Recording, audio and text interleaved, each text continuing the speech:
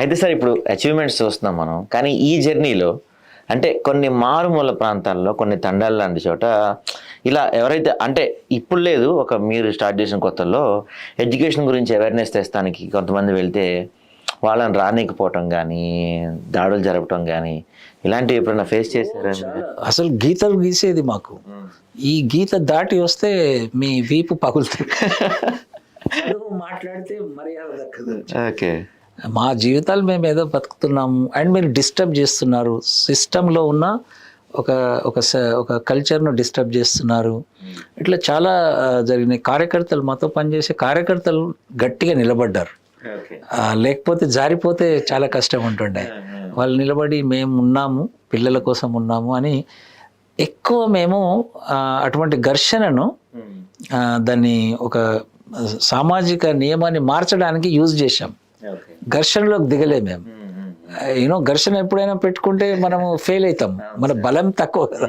వాళ్ళు చాలా పవర్ఫుల్ వాళ్ళు అక్కడ ఉన్న. సో మేము చేసిందంతా కూడా మా కార్యకర్తలకు మేము ట్రైన్ అయినాము, ఎట్లా డైలాగ్ చేయాలి, కోపం ఉండాలి, నవ్వుతూ ఎలా మాట్లాడాలి. సో అది దాన్ని ఎవరు కౌంటర్ చేయలేరు. సో బట్ ఇంకొకటి ఏంటంటే, ఒక అమ్మాయి ఇప్పుడు అచ్చంపేటలో ఒక కార్యకర్త చాలా రిమోట్లో, అప్పుడు నక్సల్ చాలా బలంగా ఉండేది. అప్పుడు ఇతను కూడా ఉండే సాంబశివుడు అని అక్కడ ఉండేది. అక్కడ వాళ్ళు మా కార్యకర్తలను తీసి, ఎందుకు మీరు ఈ పని చేస్తున్నారు, ఎందుకు లోపలికి వస్తున్నారు, మీరు ఫారెస్ట్లోకి ఎందుకు వస్తున్నారు? సో తను అడిగింది ఏంటంటే, నేను తప్పు చేస్తే నేను ఆపేస్తానా, స్కూల్కు పిల్లల్ని పంపిస్తున్నాను నేను. That is the dialogue.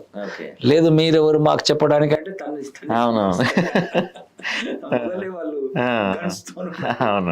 So that dialogue చేయడం అనేది మేము చాలా నేర్చుకున్నాము.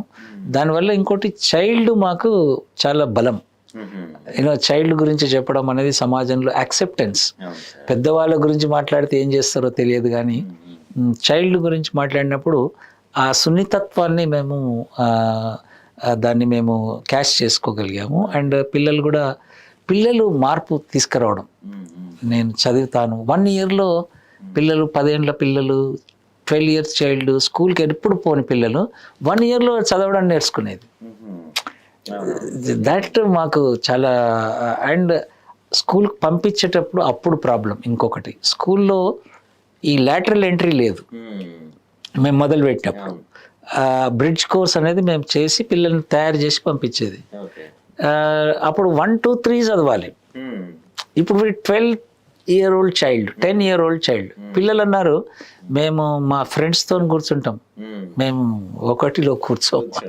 సో హెడ్ మాస్టర్ అంటే, అది రూల్ లేదురా బాబు, ఇది ఎట్లా? సో దానికి మేము గవర్నమెంట్తో మాట్లాడి దీన్ని మోడల్ చూయించి, అంటే వీళ్ళు చదవగలరు, ఏజ్ పెద్దగా ఉంది అని చెప్పి రూల్ మార్పించాం, లాటరల్ ఎంట్రీ చేయొచ్చు అని. అప్పుడు మన స్టేట్లో అయింది. ఇప్పుడు చట్టంలో ఉంది, విద్యా హక్కు చట్టంలో వయస్సుకు తగ్గ తరగతిలో పిల్లల్ని చేర్చాలి అని చట్టంలో ఉంది ఇప్పుడు. అది మన అక్కడ అమ్మాయి వేసిన ప్రశ్న, మేమేసింది కాదు. నాకు 4th క్లాస్లో నా ఫ్రెండ్స్ ఉన్నారు, కరెక్టే, నేను బాల కార్మికురాలను, నా తప్పు కాదు. మీరు నన్ను 6 ఇయర్స్లో నాకు తీసుకురాలే స్కూల్కు, మీ తప్పు అది. సో అట్లా ఆర్గ్యూ చేసిండ్రు అమ్మాయిలు. So that and then we have to work hard on that. But that అట్లా చాలా ఛాలెంజెస్. స్కూల్స్లో క్లాస్ రూమ్స్ లేకపోయేది, టీచర్స్ లేకపోయేది. ఇప్పుడు కూడా పరిస్థితి ఉంది, బట్ ఇంకా తగ్గింది ఇప్పుడు. అండ్ మేము ఒక ఊర్లో 40 మందిని జాయిన్ చేసామనుకోండి, 40 అంటే ఒక క్లాస్ రూమ్ని యాడ్ చేసాం, ఒక టీచర్ కావాలి అడిషనల్. అప్పటికే టీచర్లు తక్కువ ఉన్నారు, టీచర్ల మీద ఒత్తిడి ఉండేది. సో ఆ టీచర్స్తో కూడా మేము మాట్లాడి, వాళ్ళ పరిస్థితి చాలా దారుణం ఉండేది. సో వాళ్ళతో మాట్లాడడం. ఈ ఛాలెంజెస్, ఒకటేమో అడ్మినిస్ట్రేటివ్ ఛాలెంజ్, ఒకటేమో కమ్యూనిటీ లెవెల్, ఇంకోటి పేరెంట్స్ లెవెల్. పేరెంట్స్ లెవెల్లో మాకు అందరు అనుకునేది ఏంటంటే, పేరెంట్స్ కదా సమస్య అని. మేము పనిచేస్తున్నప్పుడు పేరెంట్స్ కన్నా ఎక్కువ బయట పెద్ద సమస్య మాకు, సమాజంలో అండ్ ప్రభుత్వంలో. ఈ ఛాలెంజ్ ఎక్కువైంది. వాళ్ళు ఒకటే మాట అనేది తల్లిదండ్రులు, సార్ మాలాగా మా పిల్లలు ఉండొద్దు, నిజంగా మీరు చదివిస్తారా?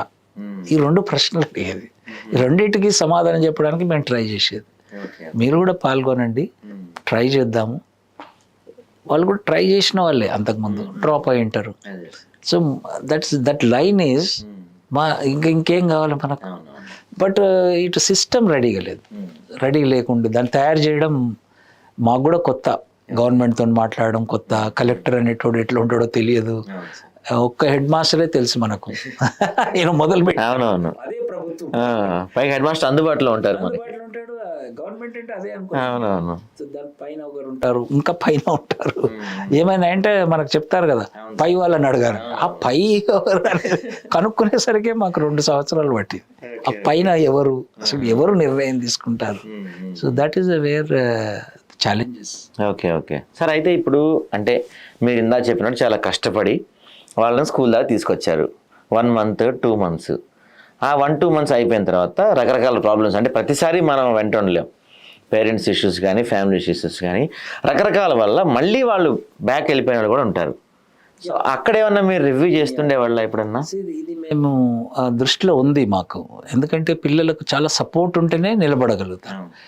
ఇటు పిల్లల్ని బ్లేమ్ చేయలేం, అది ఏ కారణమై ఉంటుందో. ఒక స్కూల్లో ఒక టీచర్ చాలా బెదిరించాడు. డిసిప్లిన్ పేరు ఏదైనా పెట్టండి. మేమేం చెప్పాము, స్కూల్ అంటే మంచిదిరా, స్కూలు చాలా బ్రహ్మాండంగా ఉంటుంది, పని ప్రాంతం కన్నా చాలా బాగుంటుంది. ఆ చైల్డ్ వచ్చి అడిగాడు, సార్ మీరు స్కూల్ బాగుంటుంది అన్నారు, వాడు నన్ను కొట్టాడు sir, thank you very much. అరే ఇది దీన్ని ఎట్లా సాల్వ్ చేయాలి? టీచర్ అంటాడు, డిసిప్లిన్ అంటాడు. సో దీనికి మేము టీచర్స్ గ్రూప్తోని పనిచేయడం, అంటే వీళ్ళ బ్యాక్గ్రౌండ్స్ను టీచర్స్కి చెప్పడం మొదలుపెట్టాం. ప్లీజ్ కొంచెం మీరు ఓపిక ఉండాలి పిల్లలతోని. ఒకడు ఇట్లా నిలబడతాడు, పని ప్రాంతంలో మనకి రూల్స్ లేవు కదా, ఇట్లా నిలబడ్డాడు ఒక దగ్గర. టీచర్స్ కోపం వచ్చింది, అరే ఇట్లా నిలబడాలి కదా, ఇట్లా నిలబడ్డాడు, ఇదేంది మా పిల్లలు చెడిపోతారని టీచర్. అట్లా చాలా స్టోరీస్ అంటే స్టోరీస్.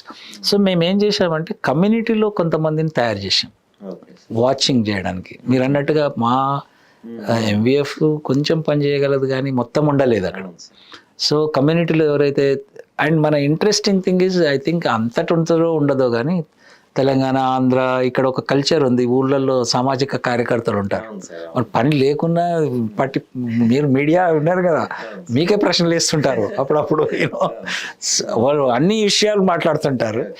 అటువంటి వాళ్ళని మేము పిల్లల విషయం పట్టించుకునే ఒక గ్రూప్ను ఫామ్ చేసినాం. దాన్నే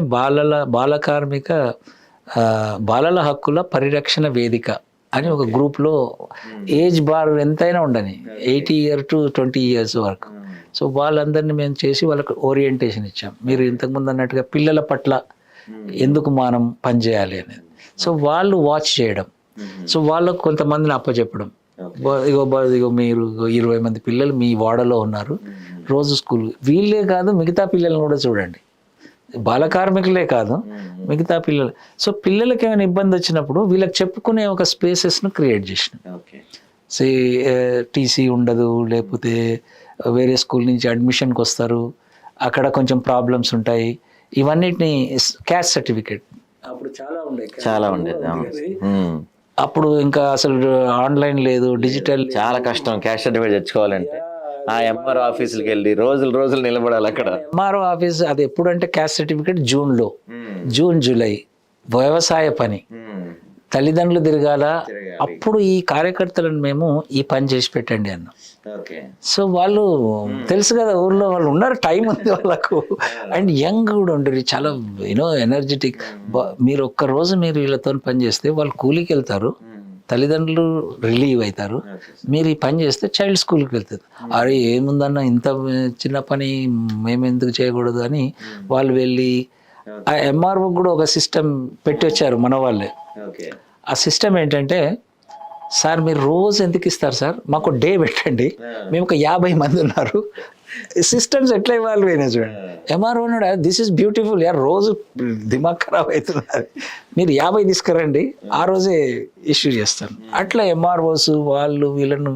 సో లోకల్గా ఈ సామాజిక నియమం అంటే ఈ భాగమే, లోకల్ పీపుల్ని తయారు చేయడం, వాళ్ళ పట్ల పిల్లల పట్ల ఒక మంచి సమాజాన్ని ఏర్పాటు చేయడం.